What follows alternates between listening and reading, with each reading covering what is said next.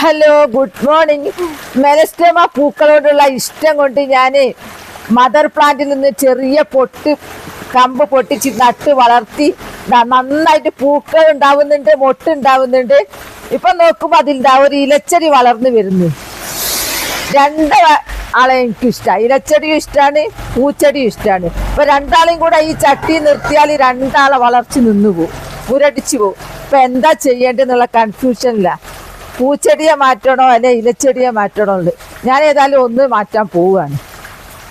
അവസാനം ഞാൻ തീരുമാനിച്ചു ഇലച്ചെടിയെ മാറ്റാന്നുള്ളത്. അങ്ങനെ ഞാൻ മെല്ലെ ഇലച്ചെടിയെ ഇങ്ങോട്ട് കോരിയെടുത്തുതാ.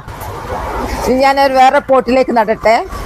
അങ്ങനെ ഞാൻ ഇലച്ചെടിയെ ഈ പോട്ടിലേക്ക് മാറ്റി. ഇത് വലുതാകുമ്പോൾ ഞാൻ വലിയ പോട്ടിലേക്ക് മാറ്റും. അങ്ങനെ രണ്ടാളും ഇവിടെ രാജാവായി ഓരോ പാത്രത്തിലേക്ക് വളരും. നിങ്ങളാണെങ്കിൽ എങ്ങനെയാ ചെയ്യുക? പൂച്ചെടിയാണോ മാറ്റുക, ഇലച്ചെടിയാണോ മാറ്റുക? ഒന്ന് കമന്റ് ചെയ്യണേ. Okay, by.